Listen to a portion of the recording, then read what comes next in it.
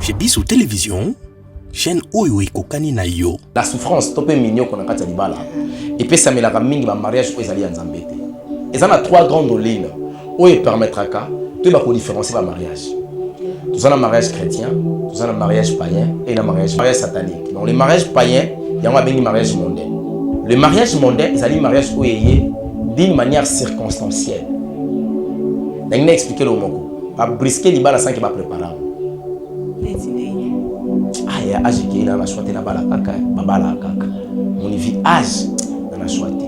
Donc la personne, il accepte le mariage, mais il n'est pas sûr de son engagement. Frère Mike Alambay, le mariage n'a pas le rôle à concert en live. Est-ce qu'il y a un frère parce qu'il y a un frère en Christ? Mais le frère par lequel Oyo Lobi, il n'a jamais été chrétien. À quoi bon on monté maté? Parce que Babilembo ya christianisme au ça la choité parce que moi ça zana mbongo ebele, to zana famille mbongo to pe azabel de tête de figure. Ce qui tourmi ko kende ko luka ko bala d'abord na bon moto to luka ka ezali. Et na molimo to luka la femme par laquelle on nzamba sali choix na yo. Et non moi ce que ko télécharger na Twitter, que ko lukaye na ba Instagram.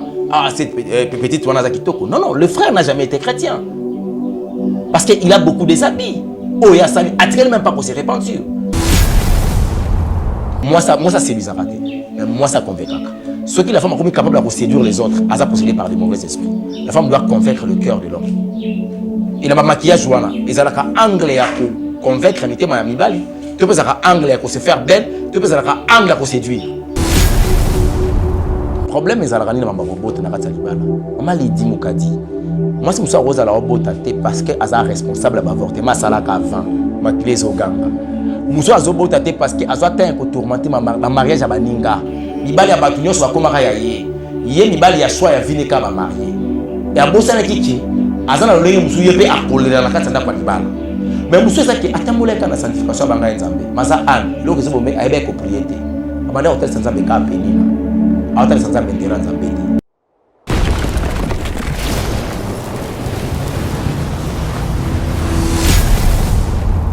Chez Bissou Télévision, chaîne Oyo Kokani na yo.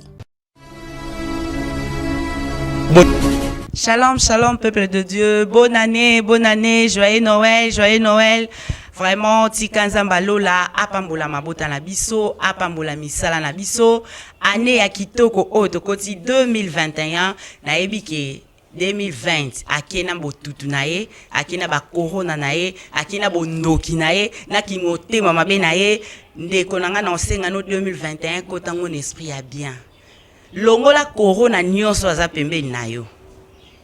Sala effort, yeba corona noza nani latela e masque pour que azwa esikate. Eza humble servante bozela, comment on m'appelle ça autrement appelé Lydie Mukadi. Pourquoi je me suis mariée? Vraiment ça fait très longtemps au yoto monanité, santé dérangeaki et puis moi ba déplacement mike mais nazongi molandi nangana maiva kalim maman Lydie azongi mais kasi lelo na plateau nanga nazanga mokote nazana moto na nzambe o pe bosengaka mingi na émission pourquoi je me suis mariée na olobate mais Montréal fungola caméra balandi nanga ba mon invité nangai. Bonjour Babel. Bonjour Maman Lydie Mukadi. Bonne année. Bonne année. Vraiment. Que Dieu soit loué. Amen. Je suis infiniment reconnaissant na yango et puis comment on a beau eza facilité. Oui. Na l'année 2020, na on tourne combien de 100 batambola qui n'a pas juste batambola na banga nzambe bakoyi. Vraiment. Bakoyi ko traverser 2021 té. Et na mituni est-ce que na leka ki bango na bolamu? Na ko réaliser que ça mawa nzambe pe bolingo na likolo finanga. Et puis il y a une mission au fond on a accompli en 2021 dans le but nzamba zo lokumu. Ya on futo baka bonne année. Bonne année mais kobo sanate il faut que longola mutu nyoso za lokola corona pembele pene na. En tout cas, éternel Dieu ça kinga yi garder silence moi les temps je combattra pour vous. Si on appelle ça bango charge nzambe ba disparaître si facile. So kinga no bina longola. Tam sino longola bono tika na corona na mabo. Oh, c'est profond. Vraiment évangéliste, c'est long à hasard. Oazé, quoi, mais Kati na polo. Vraiment. Je le salue en passant. Vraiment. Et j'en profite de l'occasion pour dire un grand bonjour à mon tendre époux, Mike Mukadishik, mon réalisateur, le père de mes 5 enfants. Hein. Chérie, bonne année à vous. Bonne année. Na pamboli yo misali kende liboso bola mwanzambe tambola na yo zambo abandaki na biso na 2020 akokoba na biso pe na 2021 mama Daniela Ekombolo nzamba pambola yo couple Gaston ya mama Liliane na Royaume-Uni kuna tika nzamba lola apambola bino ba meilleur ve na bino à mon pasteur le pasteur Paul Bakenda esiko zali nzambe nanga apambola yo azongisa ebele papa El Brevi tolingi lelo to mekamukie kolobela minyoko na kati ya libala. Merci maman Lydie Moutamba. Yolinga mingi mukadi parce que ça on a déjà la femme mariée, tu dépends de la personne. Ce que Dieu a uni personne ne le sépare, c'est ce que dit la parole de l'Éternel. Voilà. Maintenant c'est pour la mingi to pe ça éternel Dieu espace naïe, d'abord par l'inspiration de l'Esprit Saint avec votre permission. Le fils qui a un mot de Samuel Monsanto assisté biso, je pense que ça. Éternel Dieu, nous te bénissons parce que tu es bon. Le moment est arrivé pour le stongi tout le bas de ta part. Yolobi bisika mi balemi sa tubasanga na kombo na yo, toi tu es au milieu. Tika ete oeba na kokita na kat na osika, afin que cette communication Père éternel grand Dieu est à la poussée par l'esprit et non poussée par l'intellectualisme. Car bon monte ko disparaître mais yo ko disparaître te. Na longoli ozo confesser kombo na yo te dans le nom de Jésus-Christ nous avons supplié. Amen. Amen. En tout cas, déjà dans les mariages, c'est ce qu'on appelle la souffrance. Topé mignon qu'on a quand libala. Et puis ça met la raming dans mariage où ils allaient en zambété. Parce que autrefois tolobaka sur les 39 sortes de mariage, tolobaka to fungo la kango. Mais ça là tu que to fungo la quitté. Et ça a 3 grandes lignes où il permettra qu'à tu vas différencier le mariage. Tout ça un mariage chrétien, tout ça un mariage païen et un mariage mondain. Quand disons pardon, un mariage satanique. Dans les mariages païens, il y a un mariage mondain. Il y a un mariage mondain. C'est que les lotos simba non. To simba non yango. Pour yango de permettre à biso total la siko mignon qu'on a kati libala. Vraiment. Le mariage mondain, c'est un mariage oyé d'une manière circonstancielle. N'a expliqué le moko. Pas brisquer libala sans qu'il va préparer. Ah ya âge qui na choité na bala kaka, babala kaka. Mon vie âge na choité. Donc la personne, il accepte le mariage mais il n'est pas sûr de son engagement. Parce que avoir l'envie à Koibala, n'a pas un engagement à l'Ibala, il faut que nous comprenions place qu'on a bien. Tu sais, ils ont un bateau, on a posé au bal, mais en lui, il ne sent pas qu'il est convaincu de s'engager. Engagement est un risque. Quand la personne accepte de s'engager, et ça signifie que risque est on a 4 mariages mondains. Je vais expliquer, ils sont clairs. Et ça, les bala oyo, eye di na bateau. Non à volonté en Zambie. Papa Fandor dit, famille, on a une bonne famille. Hein? Moi, j'en trouve que cette famille-là, c'est aux humains, moi si, tu peux savoir, on a dit, c'est le choix à mes parents, mais c'est le choix en Zambie. Pourquoi les bossons au Kutakuna? Parce que le mariage, ils allaient sans Jésus. On a surprendre déjà. Et ça, le lika a fait. Et là, ça qui est libalo, 60. Preuve, musique à Mokile Beta. Deuxième preuve, Massangé Melam. Pardon. N'ebe qui place mon rambo. Et ça n'a pas mariage pébélé du début jusqu'à la fin. Et ça a combo na Yesu mais ba Panzani. Ba Panzani, est-ce que c'était la volonté de Dieu? Parce que ce moment là que musique ba masanga tout ça ils ont joué na ngwelote. Ils ont nga na yebi que na moni qu'ils ont joué ça na ka fondation za la Yesu na bo cultiver notion pardon. Merci. Fondation Zali Jésus, Christ a permettre tous ensemble. Mais tu comme la salle tu peux ça ta gloire. Nzamba longwe. Parce que après ça, on est dans la vie à mariage. Na katanda kuna biso. Et ça mukolo to bengana Jésus Christ. Parce que tous célébrer ba démon ba bengi ba démon loko la Asher, démon d'ambiance. Tous célébrer démon loko à Sankai, démon de la musique. Tous célébrer démon loko la Hermance, démon ya masanga, ya boisson. Tant tous célébrer na fête oyo, union eza sacré nzambe ndé mutaza paré nango. Mais tous célébrer ba démon wana. Nzamba on s'est retiré. Ko ça aventure té, ma bé monsieur bandela kawana. Frère Mike Alambay. Na mariage na ezaki le rôle à concert en live. Combo na esi tomba mai toto. Est-ce que ça frère parce que ça mon bali toi frère en Christ. Te ozomona te ke biloko wana ba musique. Mais le frère par lequel Oyo Lobi, il n'a jamais été chrétien. Akoba bongo na motema te. Parce que babilembo ya christianisme au ça la choix parce que moi ça za na mbongo ebele, to za na famille ya mbongo, to pe aza belle de terre de figure. Ce qui tokomi ko kende ko luka ko bala d'abord na bomoto to luka ka ezaleli.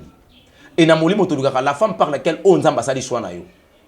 Et non moi ce qui ko luka ko télécharger na Twitter, ko luka ye na ba Instagram. Ah cette petite wana za kitoko. Non, le frère n'a jamais été chrétien. Parce qu'il a beaucoup des habits. Oh ya sali attiré même pas pour se repentir. Maman, toko eba mbumana nzete, toko eba nzete na mbumana yango. Te par là, évangéliste Elonga. So tozo be la mariage. Je voulais juste que la bango sa musique qui est apportant nango eloko côté na katia. Eza une importance, eza une influence, surtout dans le mariage chrétien. Dans le mariage mondain, boko tombola nzambe za na yote. Dans le mariage mondain, net ya ye wana ndeko tangi wana. Bref, akomaki, moi c'est akomaki nyoka pour na beta fimbu. À tout moment, qui ma cicatrice. Or, non, un homme de Dieu, un serviteur de l'éternel, à comment niveau on a été. Ça prouve c'est que mariage avec le fimbo le ngoalikola moi na te. Boso moi ça yo kate. Te, ezana balolenge ebele ba edikaka moi si. Maman, n'engine expliquer le ko bengi le tolo bakati. Nga na za maître ndako nanga, nga za maître ya famille za maîtresse ya foyer. Jésus-Christ ba benga maître azaki na moye azaki na domestique. Azaki na domestique te. Ba benga ki maître comment? Ah, Christ ndeko expliquer sur les mots maître auto même qui na za maître ya famille. Ça signifie maître elingi koloba molakisi autrement. Ce que ceux qui n'ont pas éduqué yo. Na komisa o malamu pour na simba fimbu fona la ki sondeli basala bolamu. C'est que to beta bana te papa. Te, moi il faut qu'on apprendre yé. Ce qu'on go betaye, avant betaye ou expliquer pourquoi zo betaye. Soit aussi ce qu'on betaye ou expliquer yé. Na beto pona likambu oyo mbala esima akubo ya kozonga likambu ba betaye ke pona ngo. Ko beta muta avec ignorance ça atina te. Moi c'est pour beti au nom de l'amour après c'est moi ça alinga ko. Non. Maman, moi ça zela mba pembe, so komi ko tashango tambola ndeni. Moi so beta kete asa fleur. Yo comme ça so mituma kasi. Te mituma kasi te. Nga tomba otinda na boyi. Yo ndo ebisa ke ba beta. Nga na yebi ko za une bonne femme. Vraiment. Je parle d'une bonne femme. Ouais. Une bonne femme alinga tinzo ko tika na cicatrice. Azaka na obéissance, na soumission. La soumission quelque part c'est l'expression d'amour. Voilà. Et l'homme doit aimer. Or muto balinga ba beta raté. Net ngana lobaka na mokili après nzambe c'est ma femme. Nana muna kolinga oleka mwasi ngate ni bana toboti. Pour bana nanga basi ne babota mibongo, ba koyebisa mibali na bango. Papa bébé je t'aime plus que mon père. Kuna kotoke musika. Mwana nanga mwasi, aza mwasa mutu mususu. Maman abotinga aza mwasa papa abiso. Parce que mwasa papa abiso. Na mwasa mutu mususu. Nake kolinga koleka mwasi nanga. Est-ce que mutu nangizo sala? Vraiment. Papa est profite aux zongi un peu ce qu'on a cassé. Na katia makabotali souffrance. Et apporter paix en plus, n'a pas savoir na biso voilà. Souffrance à libala eyaka na mariage aux mondain. Na mariage aux chrétiens. Souffrance est koya, les combés koya. Mais aux alandés mon ba paganoté. OK. Bitumba na biso aux attendre sous santé, maladie. Parce que diable à tout moment il va ko visiter biso. Et mariage est lié na spiritualité. Maman lui dit au monde a quelque part na kati libala, famille na bino ba teka yango boko balate. Okuta un homme de Dieu le quoi Mike Mukadi aya balio a brisé loi wana. Lucifer a comprendre que awa to si to perdre moto. Awa na kati ndako libala. Tant à côté na kati ndako libala, et loko liboso le gars créer une incompréhension. Or Bible zolo bananga dans Genèse chapitre 3 verset 15. Son akotanga par votre permission. Pour nous avoir une précision claire par rapport à Marambo. Genèse chapitre 3, verset 15, Bible le Bisobo. Je mettrai une inimitié entre toi et la femme. Nakotia bokabwani katikati na yope na mwasi. Kokabwani zamu mtecha pena ko yinana. Nakotia ko yinana. Inimitié. Merci. Entre ta postérité et sa postérité. Na moboko ya oya koto yo pena oya ngambo mususu. Celle-ci t'écrasera la tête. Oyo wana ko panza mutu na yo. Et tu lui baisseras les talons. Pe yo ko nyatela ina songe ya makolo na yo. Nzama pambola bino. Amen. Maman, azana révélation. Éternel désolé sa serpent. En réalité c'est qui serpent, c'est qui Lucifer. Parce que Lucifer a s'incarné qui derrière le serpent pour séduire la femme. C'était pas le serpent, c'est Lucifer. Que je mettrai une inimitié entre toi et la femme. Et la femme, on a Lucifer bagoyo kanate. Actuellement, Lucifer s'est incarné derrière le péché. Donc, une bonne femme, c'est une femme qui haït le péché. Qui haït le péché. C'est maintenant la femme, maintenant, les soumbaza motomoro bana katsa boyo kani. Itumbe sana katsa ndaka libala makasi. Mais moi, si on a dit si faire sur la raté, moi, si on a dit sur la raté, Aza capable d'écraser la tête du serpent. Amen. Ata bitumbeye, la vie ça résultat zaka positif. Yes. Si qu'on bitumbe comme à la place et fandi et 8 ans et s'installer et comme il ça nango kaka soki bateau katina bango, la femme n'arrive pas à comprendre qu'elle est capable d'écraser la tête du serpent. Vraiment. Comme mariage est lié na bomoto. Maman, moi si amelara bière na katanda kwa libala. Moi si akenda kotonga. Moi si alataka kabelo. Moi si atambolaka na kolan. Moi si aeba kovizipa mutu na été. Moi si aluka nzambe na profondeur te. Moi si vivre na kati ba maquillage. Ce sont des choses purement mondaines. Oh, éternel za kopekisa biso. Papa elonga wana pe to komi kokende muki okomi braniste. Non. Naibaka. Nazana kati nde ya principe maloba na nzambe. Parce que je connais le monde kabbalistique. Aussi mi branchir te. Ya frère Branham, Marion Branham. Te. Pour la naturalité comme qui na biso quelque part na komoni so komi côté à brancher. Te nzambe ebisa ki biso, la femme doit être naturelle et puis face habillée d'une manière décente. Ceux qui sont moi ça zola tabongo. Akomo ki na le contraire na makambo wana. Sika sana kata libungi. Ngana yebi tant que na époque na ngambo wana satana. Maman lui dit. Fimo poto côté des mots qu'on appelle lit. Tu tchaka rouge à lèvres Jacqueline. Ce qu'on a permettre moi ça tchaka rouge à lèvres pourquoi? Ngana yebi que rouge à lèvres zamabe. Je connais. Surtout nous on na bas izim la la rouge à lèvres za. Na poto. Na poto, na ça raté. Voilà. Voilà là où il y a des problèmes qui se posent. Tous ceux qui ont pour se faire belle. Or spirituellement, tous ceux qui accueillir des démons mususu. On va combattre les bas na biso. Vraiment. Il y a des hommes qui ont souffrance dans le mariage. Si papa elle brevi tous on a muké na kamka ya ba maquillage wana. C'est que il y a des couples et puis moi ça c'est maquillage on ba kabelo mais bazo vivre en paix. Et ça dépend de l'état d'esprit à mutu. O tshela ngone eloko comme ali su mutangu na tsali bomone na skani suki o. Lelo moi ça va pas il préfère ko sentir nga. Ndé wana batangeli wango lisu. Intention nini oyo ça elika mwana nasi. Le péché c'est problème intention te. Yo kama mu Christ azoloba. Intention oui, mais na niveau on a te. Eya Moïse aloba ki moi se bakangene kobo ba bomena mabanga. Christ a dit Moïse kuta lobi moi bien. Oyo atalika moi ça batu na makanisi. C'est que ça déjà kobo. Okutu na okutu akoucher kutu te. Basangisi ku nzoto te. Oyo atalika na makanisi. Aluli kaka. A commis déjà les kobo. Na ngene expliquer dimension. Il y a des cheveux surnaturels en dehors des cheveux naturels. Ça pose des problèmes. Et pas na biso a na bako na bandeko na biso ya awa ya kwango je pense. Na tribu yandi. Soki ndeko akufi na Kinshasa. Poni ba masuki na manzaka. Bako bandela matanga kuna. Baleli pe bakuni. Yemo bimba bakena iti. Ah, suko bochaka na mutu za ba Nigérien. Ils ba Brésiliens. Yo mutu mbonati. Tu connais même pas l'esprit par lequel tu vas posséder. Si cette personne-là a occupé, au côté, na kata na kwa le côté kindumba. Papa Longangelo mo pe na yebi, nyonso oyo to simbi eza déjà sanctifié. Ngana la poison la sanctification. Mon kufite yo ye. Na ngine expliquer le romoko. La foi n'exclut pas la prévention. Oui, mais toujours tambola na kondima parce que onga na yebi moi j'achète avec mon argent.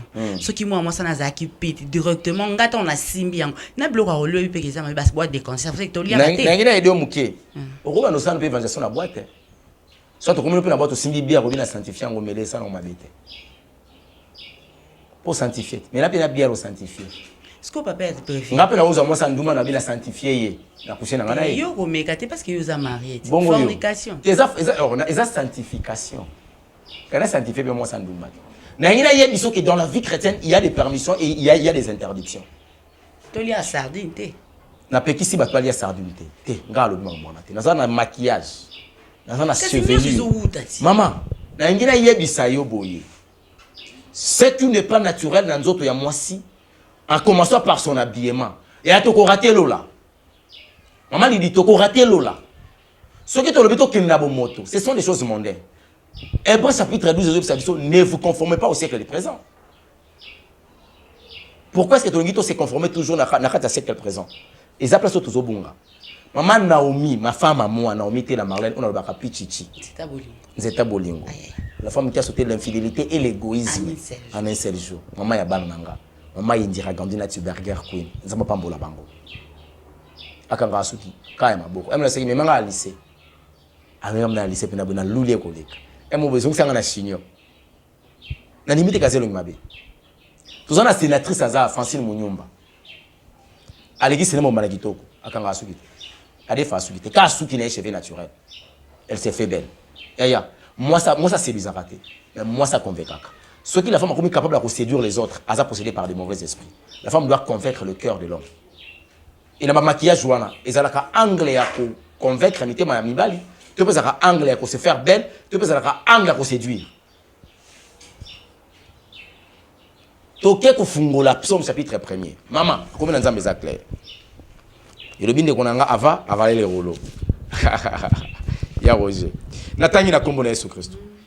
Heureux l'homme qui ne marche pas selon les conseils des méchants, qui ne s'arrête pas sur la voie des pécheurs et qui ne s'assit pas accompagné de mon cœur, mais qui trouve son plaisir dans la loi de l'Éternel et qui la médite jour et nuit.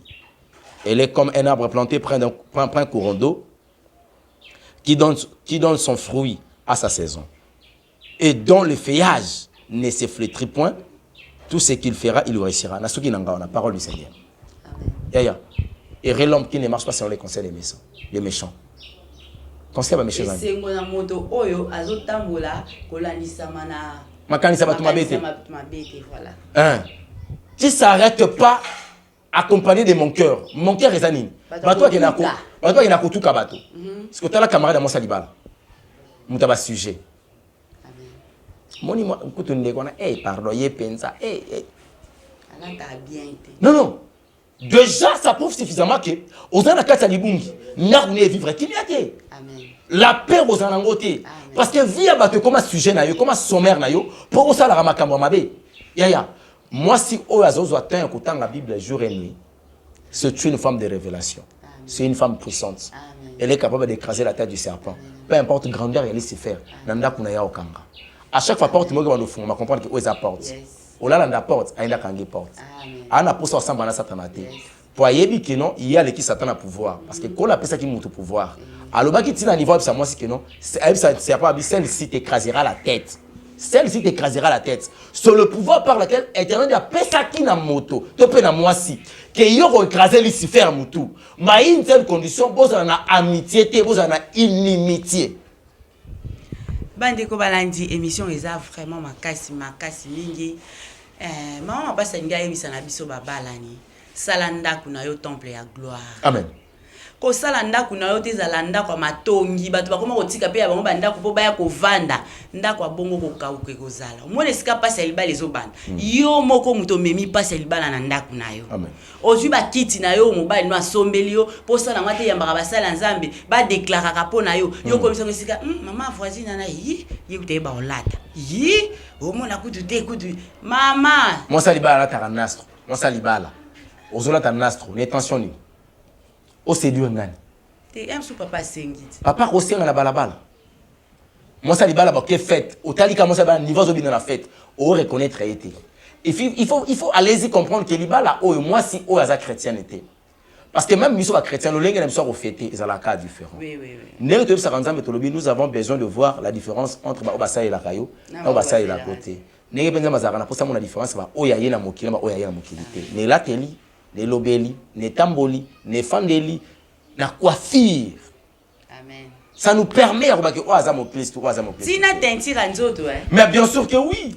Pour ça, yo ko fana teke o miteli sanga oza mutamwindo ozoluka nini oluka nini Éternel Dieu aiba ki yo fosa na couleur à safunde wana fosa na couleur à lilala papa El Brevi na meka pe ko partager na peuple nzambe lobi na culte na église na biso parce on a biso até ya lobi et ana basi belé ba lekisi mabala na bango nzambe tango akelaka yo mwindo achaka mobali moko boy o akosepela no pona mwindo na couleur wana c'est ça yo pakoli ambi omi telisi et comme na matanga mobali pe ya vie na yo sa nini aye mais lokola nzamba achaki na kati ya mobali nake yo ko bala mwasa mwe eza lidi aye pe yo lidi ozalaki aye na matanga akuti lidi ya pembe aleki yo tala kotula ale boko modembela na mibali ya bato tika nzamba sunga bino papa nzamba sunga.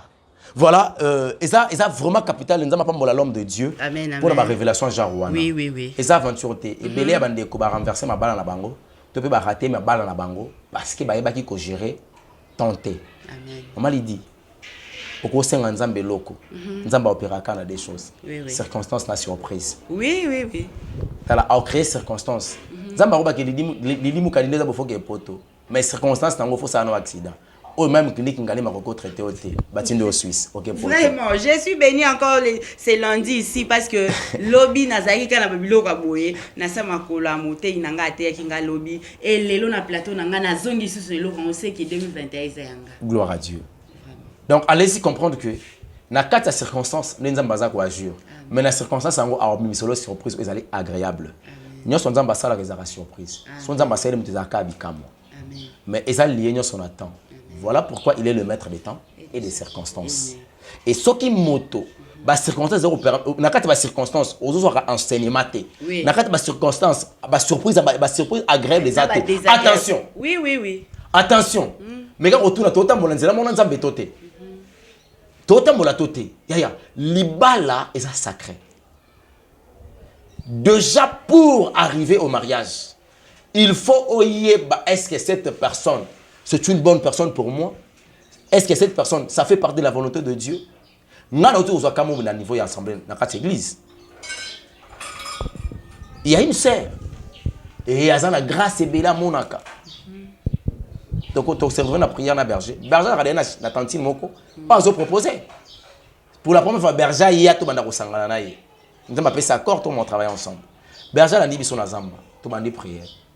Tant que berger simbi la sœur a prié pour naïe. Nga na zo mona ba mumba ba balani. Et tiens à trouver biso qui na lobina loba. La sœur a regardé tant musu na bete le berger cop. Tant musu berger quand ça na bete le PCR cop. Na tiki. To siri prière, to vito clôturer. Na biso bango bo simbana. Nzamba sala ngolu na kati ya lotomo o na sa entouré na ba prophète. Na biso ba prophète ma prophétesse. Bo fungo bo sanza ma fungo numi sa molimo. Bo tala no esimbana na bato o so elingelo bani. Bo prier. Ba bandi prière na biso nzambe na obité. La femme a comprendre ngo bien té. Je donne l'ordre aux anges de Dieu bakita. Bazwa mona mwasi oyo. Ba meme na estase. Akuta na maître. Nzamba solo na concernant rambonga na zomona. La faire koya kei. To fali to komoze la zonga. Parce que comment ngolu nzamba mosala biso. Mongolo rondima pe oya pe zamba un jour. So posant la poso ke ba vina yo pour ça après nzamba. So ka sali ngolu. Ba ange bazo ke mona tata. Asoli na. Quand la sœur a zonga ba nzeba papa na boyi. Sœur oboyi ni abi na boyi. Mosaka bi na boyi nini oboyi. Papa na ko loba te okoloba. Oh ezani. Oh berger si mona monte ngina ngate. Nini. Papa ta yomoko nzamba olotsango berger mbana. Est-ce que ça a un sens? Lokola ngate muna lobi. Lokola berger te muta lobi. Nzamba lobi. Attention, c'est une bénédiction pour toi.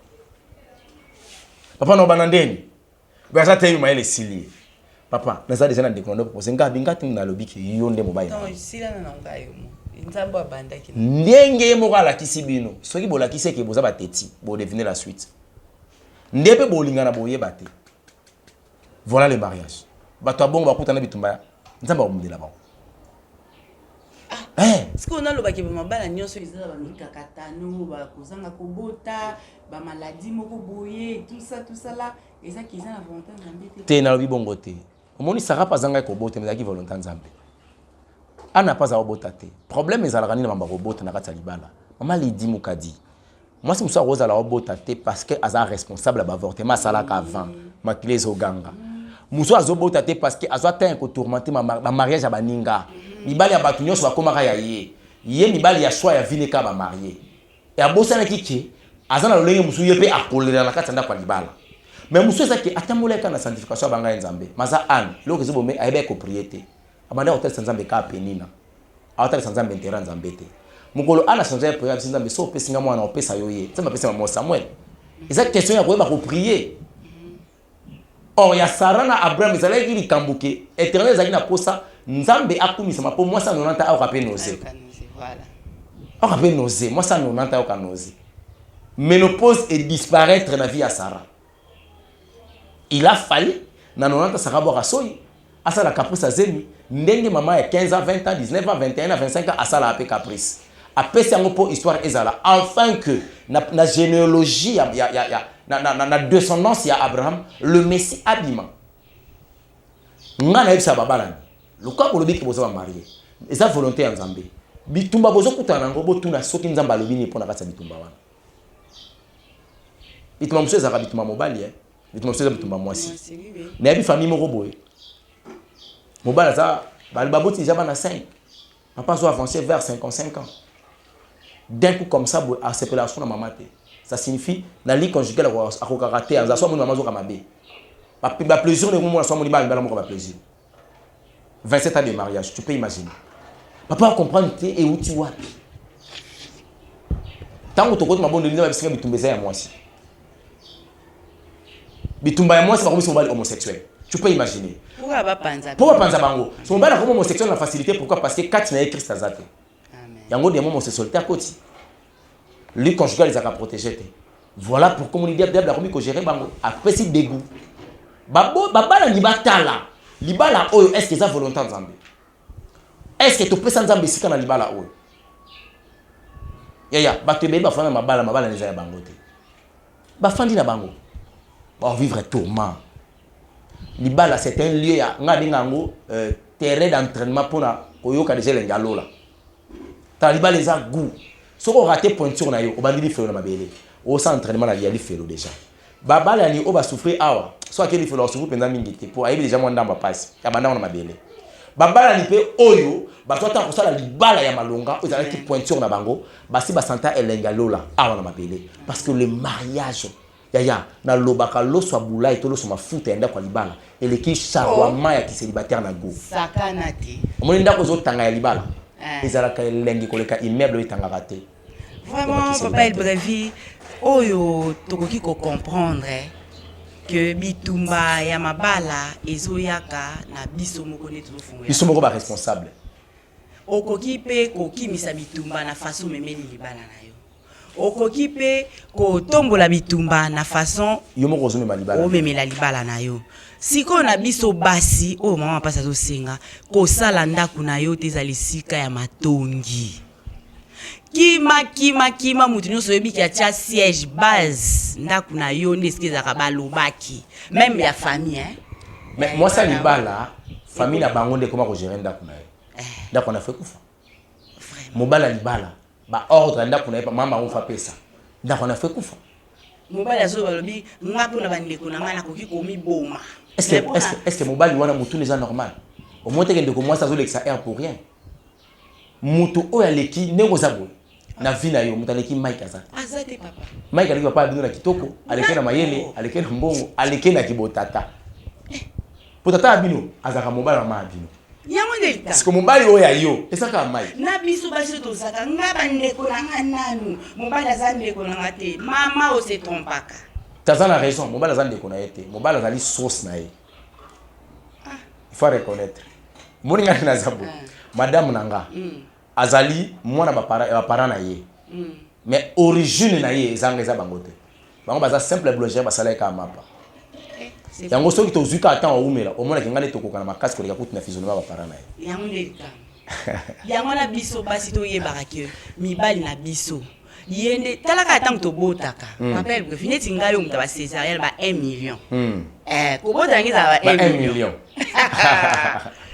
famille nanga ba oyela nga fufu pomme de terre ombisi ya mai mais c'est fatigué bi on se va na fatigué c'est bimi c'est comme mai qui a foot en journée c'est comme moi na tiki ba maman mibali baleki yo mama oyo tambola na slogo cha famille ndé primordial ndé na oké bunda bwe pona baleki nanga te bunda pona bana na mobali amen côté na bino papa ceux qui conseille Izali papa El Brevi non yebi sayo que un bon maître c'est celui qui sait enseigner ba apprendre moi si na likofité soko lingi moi ça comme abolam akoma moi si ya politesse apprendre la politesse yo faut banda kozala poli devant ta femme et ko permettre moi ça comme poli soko lingi moi ça respecter yo banda d'abord ko respecter moi si oza ko enseigner yango moni Jésus Christ de Nazareth azaki na baye koli ngana mituna pona sokola bango makolo asokola bango elongite humiliation pona sokola bango maboko te après ko sokola bango elongite ayebaki musala makolo tanga opesa bango mission wana to kangi plus tard donc la section comme qui ça c'est important. Bandeko balandi émission ko yamba la sima ensemble na évangéliste LWV Elonga tokolobela ministère ya kosokola makolo na émission kitoko ya bonzambe. Vraiment que le Seigneur vous bénisse papa LWV moi maloba mi balemisa tout bambote na ba 2021 ezali année oyo nzambe ebisa ki ça année ya récolte. Oui. Année ya récolte na zana esengo nango puis na zana pasi nango parce que verset après ça qui sur Deutéronome chapitre 28. Bato ba ko récolter bolam ko banda na premier verset tina 15e. Bato balona ki mabe ba ko récolter mabe ko banda na 15e tina 32e. Donc moto alona ki mabe abuka mabe. Amen. Ou alona ki bolam abuka bolam. Amen. Alors ko lingate ozala na kata semence mais lokolo so occasion ko kota tu peux aussi réparer. Le panier sur qui encore? Merci beaucoup. La grâce est là. Boya ebele pongolu nanu baritango. C'est ça. Toza na moment kitoko, moment ya grâce. Yo muta mote maketo, yo muta kolinga mibali ya baninga, yo muta kolesa bana batu kindoki, yo muta koyiba bana mitu, yo muta kobwakela bana bakibeka. Toza na moment ya grâce. Vraiment grâce ezali 2021 eza année à grâce parce que Seigneur alobi a okombola. Bato mabe nyonso. Bongisa bomoto na yo pour que au vivre longtemps na sena moye. Na pesi merci beaucoup na Chebiso télévision. Papa Elbrevi numéro à contact bato ba CP apé ko benga yo pour na problème mabala moi prière, moi nzondo tout ça. Nzondo ezali. Nzondo. Oui nzondo. Na éviter bon. Et ça colis. Dieu m'a dit. Il y a frère Nani. On a Nani. Non, frère Nani, comment il Denis Lessi. Le frère de Denis Lessi. Il y a raison à Nzondo Sengelobani. Alors, je dirais plus de 143, 97, 58, 21, ça c'est ton 5. Plus de 143, 97, 58, 21. Ça c'est ton 5. Au bengi biso pour un conseil, peut-être vous comprenez que quelque chose bien té, vous en apportez une bonne orientation par rapport à yango. Au bengi biso, nous ne manquerons jamais à couper ça yo idée. Qu'on a demandé moni mo santo à coller la biso. Et balibala ebele toujours vivre lelo eza nzambete, eza bomoto na biso, to sitokota ki to kiei. Et soto moni que photo benga pe ka nzamba accompagner biso, to bengi ka nzambe mais to senga plus ma wana nzambe. Parce que nazana kamoko ya bongo. Mobala imposé nzambe moi si nzambe na boya si nzambe tenga alingi non ça va je vous accompagne bomo luka kobota mabote so yate et neps on te bo sibir il y a un temps yo loko benda nzambe akota kité ma problème ezali surtout fungola Esaïe chapitre 30 ndoko réaliser makambo na ningina loba lokwa to komi na suka je dis un grand merci na chef cette télévision ba bona na bango et nzambe zo lokumu lokwa to monani na bango na 2021. Et le 4, le 7 janvier, c'est mon anniversaire. Sokinkolo Abombibiso. Émission spéciale, hein? Émission spéciale. Le 7 janvier, pour Nako. Joyeux. Mbutukulu. Mbutukulu Wambote. Et Gigi Bajimpe. Ah, et Gigi Bajimpe. On a émission là-dessus. Vraiment. Mais là, nous sommes dans l'armée. Les autres traînés nous continuent à mener. Je dis un grand merci à Louis Lokoa, le frère Amos. Pourquoi pas ma femme, Naomi Tela, donc maman Yabananga, Titi. Donc la première dame de mon cœur, la privilégiée de mon cœur. Donc la Pessi Mbotebele. Et puis la Pessi, le soldat de Jésus-Christ, ils sont beautés partout dans le monde. Eux, le disciple de Jésus, pourquoi pas bande connaissance sur Elonga ministry ou pas to sanganaka toujours continuer toujours dans ainsi dit l'Éternel ce qui collabore à Yété d'ici mois d'avril tu rekozana mboka Suisse peut-être ko kende ko samusana nzambe ndenge nzambe azome mabiso et bande ko milengele pona ko yamba évangéliste Elonga bientôt là tozozala wana pona musala nzambe vraiment bisika nzambe azeye banaka bisika nzambe zaye banaka Maman m'a passé à biba bonne année na balandi nyonso ya Chebiso télévision na basi mabala ya solo na ba miyibi ya mabala te mais na ba kolo mibali na bango tika nzamba lola apambula mabala nzamba lola pesa ba o bazangi bana apesa misala na ba papa o bazangi me bazana basi na maona ndaku ba o bakotaki ba projet na ba bisika priorité te pona libala on to lo bango plus tard vraiment mais basala ka elengi moko te yo so petit sabot tête yo ngosa na biso na ngala la laisse pas possible on y matin vraiment bisous bye